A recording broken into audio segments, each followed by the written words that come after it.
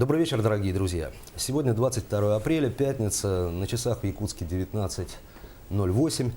И вы смотрите в прямом эфире информационно-аналитическую авторскую программу «Арена событий», программу для тех, кто хочет знать события в лицо. В студии Владимир Сенюшкин.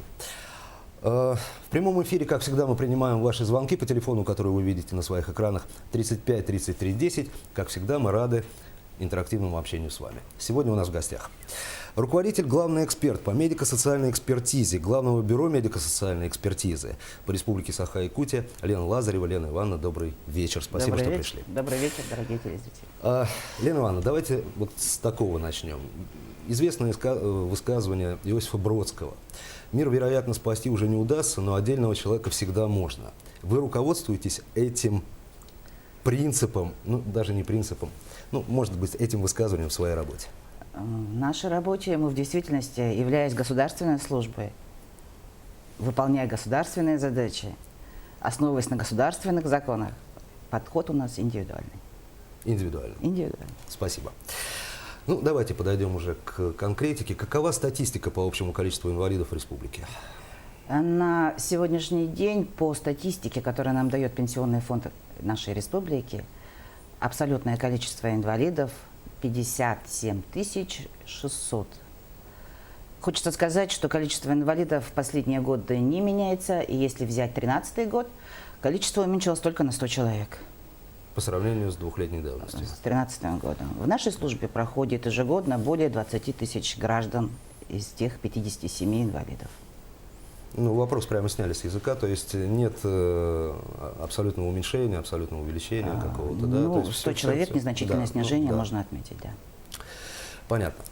Какие врачи работают в вашей системе, врачи каких специальностей? В нашей службе, начиная с 2009 года, работают специалисты, врачи, имеющие сертификацию по специальности медико-социальная экспертиза.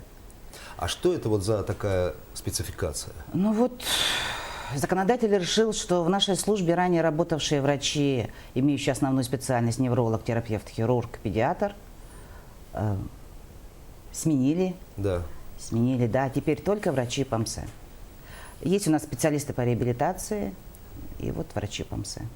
А это психологи, специалисты по социальной работе. Вот 4 категории специалистов, которые работают у нас на сегодняшний день. Понятно. Но основной костяк, 90%, это врачи ПАМСЭ. Понятно. Хорошо, как они распределены по республике? Ну, даже не так. Сколько филиалов, собственно говоря, Главного бюро в республике? Да. И каков охват, да, вот стационарными точками, правильно ли я скажу? Да, правильно. Дело в том, что мы обязаны охватить весь наш огромный, самый большой административный субъект России, полностью охватить оказанием государственной службы по медико-социальной экспертизе. На сегодняшний день в нашем главном бюро 20 подразделений, постоянно действующих 20 бюро медико-социальной экспертизы. Они расположены у нас в городе Якутске и в 11 максимально крупных наших районах. Ленск, Нерюнгри, Алдан, Хандыга. Остальные? Короче. В остальные районы мы выезжаем по графику. График утверждается в декабре, в конце года. Да, мы делаем рассылку нашим министерствам, ведомствам. Стараемся, строго придерживаемся этого графика. График разделен в зависимости от потребностей района в освидетельствовании. А жители могут узнать об этом графике, то есть когда к ним выйдет специалист? Ну, у нас вообще информационная информация, она у нас везде. И это, конечно, все в открытом доступе, все графики у нас есть. И общественные организации у нас тоже постоянно, мы им тоже рассылку делаем. Инвалидов имеется в виду. Понятно. Главное бюро ведь в том числе и руководит филиалами, и принимает жалобы на территориальное отделение. Много ли поступает? Вот мы проводили анализ за 2015 год. У нас есть отдельная статистика по обращениям граждан в Главное бюро. Их было более 250. Это по интернет-сайту, да, по личному приему граждан. Это одна категория обращений. И второе – это обращение жалобы. Жалобы по несогласию с решением Главного бюро. В 2015 году у нас было максимальное количество этих жалоб за последние 5 лет, где-то 430 жалоб. На что в основном? 60% граждан жалуются на группу инвалидности, несогласие с группой инвалидности. Как правило, на более низкую группу не согласны. Хотя бывает, что не согласны и хотят и снижения группы инвалидности. Хорошо, а если поставить вопрос по-другому, какой процент жалоб вы удовлетворяете? Есть у нас такая статистика. Вот из этих 430 жалоб 7% отмененных решений. 7% от, собственно говоря, вот, да, этих жалоб. То есть вы большую категорию, да, более высокую категорию даете? Да. У нас есть 3 состава главного бюро, которые занимаются, основная функция которых рассмотрение жалоб, поступающих от граждан. Лена Ивановна, мы продолжим наш разговор. У нас реклама на канале. И вернемся в студию и продолжим. Мы вновь в студии после рекламы. Я напоминаю, что у нас в гостях руководитель, главный эксперт по медико-социальной экспертизе Главного бюро медико-социальной экспертизы по Республике Саха-Якутия Лена Лазарева. Лена Ивановна, продолжим. Ну, мы, собственно, первую часть завершили. Вторая часть, такая, в общем, серьезная. Почему, на мой взгляд, и не только на мой взгляд, в России так сложно оформить инвалидность? Вопрос часто задают, и часто приходится на него отвечать. По моему мнению, на сегодняшний день, за последние 5 лет, скажем, максимально облегчили возможность прохождения медико-социальной экспертизы. На сегодняшний день, если брать блок прихода гражданина в нашу службу с 3 документами: заявление, паспорт и направление, регистратура и запись по всей республике проходит ежедневно в течение рабочего времени. Очередность не более 70 дней. Основной у нас сейчас проблема в данном вопросе – это получение направления с медицинских организаций. Но От поликлиник? От поликлиник. Но я хочу сказать, что поликлиники тоже работают над этим, устанавливают отдельные очереди, отдельное выделение талонов, и тоже это на особом контроле. Так что этот вопрос решается, и часто мы обсуждаем на совещаниях с врачебными комиссиями республики этот вопрос. И сразу хочу сказать, есть один такой момент, который, к сожалению, многие граждане не знают. Направление на медико-социальную экспертизу можно получить не только с медицинских организаций, но и с Пенсионного фонда республики и соцзащиты. С органов соцзащиты? С органов соцзащиты. В Якутске это на Ленина 4, министерство этим занимается, если граждане с районов, отдел по делам инвалидов. Они дают направление прямо к вам сразу? Они дают направление к нам. Для этого нужен один нюанс – медицинский документ. То есть какой-то медицинский документ основания для органов соцзащиты, Пенсионного фонда. Он нужен для них, Он нужен для тех организаций, которые... Там что-то диагноз, на основании чего и какие. Да, конечно, да. Определение медико-социальной экспертизы.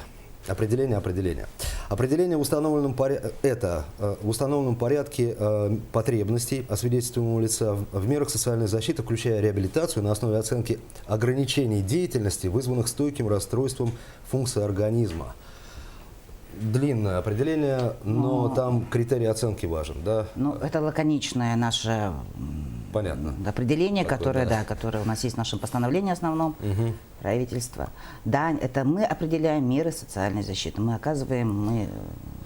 устанавливая основные функции, группу инвалидности, причину, сроки. То есть другие ведомства устанавливают, какие льготы для той или иной группы, а вы устанавливаете именно группу. Факт. Да, факт инвалидности. Да, и группу.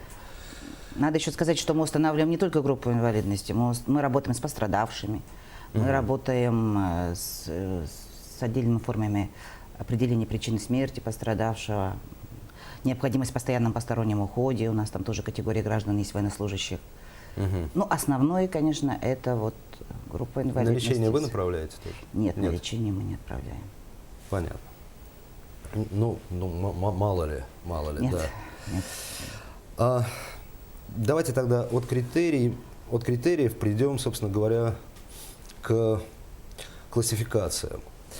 Вот что можно сказать о новой классификации медико-социальной экспертизы граждан и зачем был отменен вот этот вот старый приказ в конце, если я не ошибаюсь, прошлого года 664-Н и что такого нового в приказе 1024-Н? 664 приказ вступил у нас, опубликован был с декабря 2014. Это совершенно новый приказ, совершенно новые подходы к установлению инвалидности классификациям и критериям, основанные на так называемой на мировой практике бальная система, на основании классификации международного функционирования.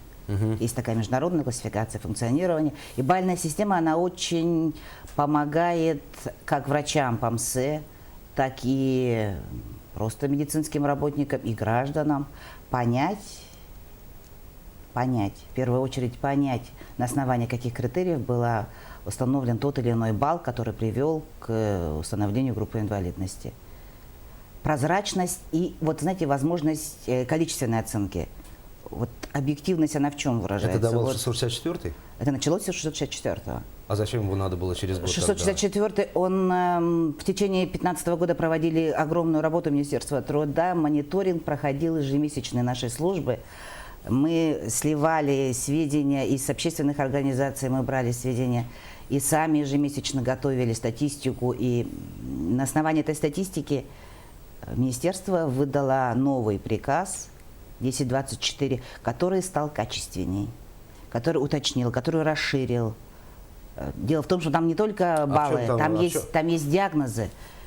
И вот в 664-м там, например, скажем, какие-то моменты, там фетилкинурия, например, у нас есть диагноз такой, сахарный диабет, да, ну, сахарный диабет, там тоже. расщелины у нас, да, вот твердого мягкого неба у детей. Вот все уточнилось, расширилось и, скажем, стало более четче и понятно, прозрачная количественная оценка, она стала возможна на более высоком уровне.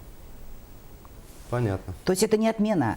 То есть эта отмена, она не подразумевала в смысле, что это все перекрыли, перечеркнули весь опыт 664-го, он просто добавлен.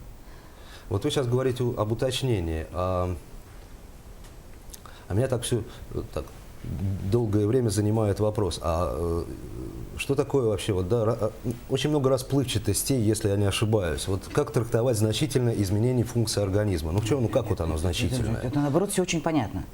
Не знать, на 4 все делится на 4. Мы вообще врачи-эксперты все любим делить на степени и на классы, на подклассы.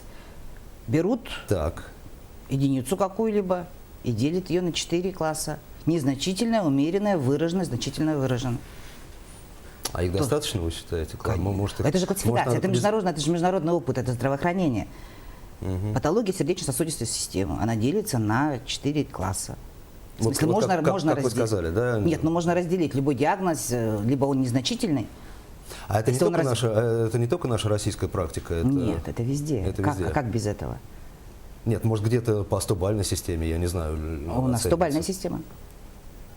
100 баллов. Так вы только что сказали 4. Это 4 класса мы делим на зоологическую единицу, скажем, или форму какую-то. И вообще степень выраженности это везде в нашей службе. Вот. У нас группы 3.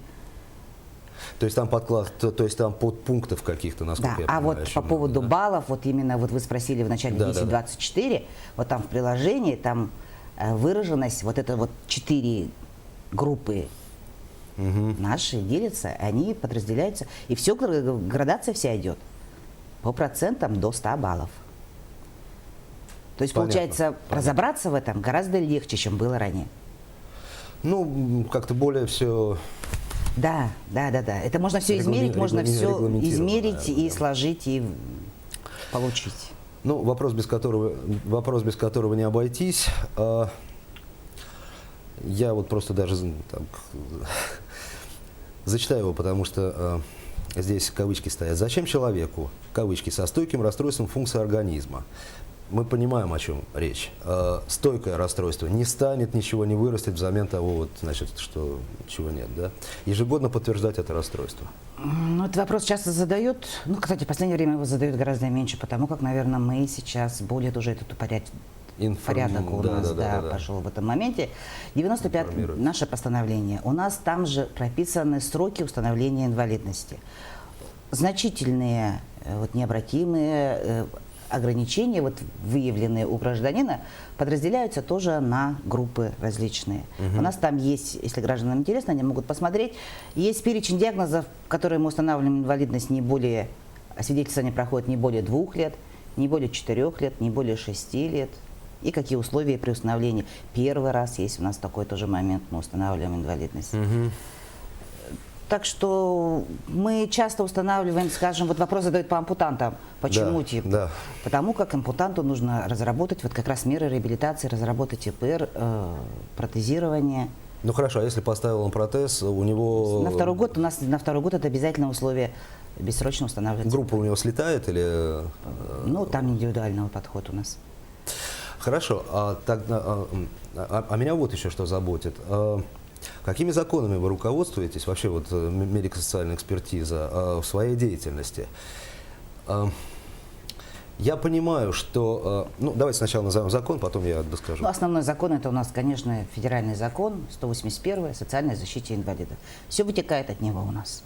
Наши постановления, наши приказы.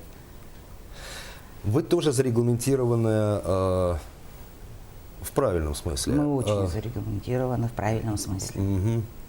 То есть есть разнарядки, которые спускает Минтруд. В смысле имеете в виду, что? Ну, не разнарядки, есть, собственно говоря, есть ну, те рамки, да, и те, ну, не закон, закон один, собственно говоря, да, те распоряжения, которыми вы руководствуетесь в своей Вы меня деятельности. пугаете. Есть нормативные документы, Нормативные есть документы. законы, постановления, приказы, мы их строго выполняем. Мгм. Вот часто звучит типа, что вот рамки по количеству инвалидов. Вот таких рамок у нас нет, конечно, никто. Нет. Нет, конечно. Хорошо. А есть ли перечень заболеваний, при которых инвалидность устанавливается без срока переосвидетельствования? Да? Ну, например. Нет, в 95-м постановлении, вот не будем мы сейчас про диагнозы говорить, Ну, хорошо. есть. Искать инвалидам правды – это обращаться к вам, собственно говоря, на переквалификацию какую-то там, да? При несогласии с решением, которое вынесло наше бюро, у гражданина несколько вариантов. Написать заявление сразу в тот же день, в то же бюро, в которое он вышел, не получив удовлетворения в решении. Можно написать на нашу электронную почту, отсканированный вариант. Через портал госуслуг мы стали получать заявления уже 3-й год. Лена Ивановна, давайте повторим еще раз. Завершение программы, 20 секунд остается. Куда обращаться к вам? Адрес, телефон? Якутск, Чернышевская, 8/2, приемная 450181. Сайт у нас работает МСЭКТ, электронная почта тоже МСЭКТ. Спасибо, Лена Ивановна, за встречу. Я напоминаю, что в гостях у нас была руководитель, главный эксперт по медико-социальной экспертизе Главного бюро медико-социальной экспертизы. До свидания.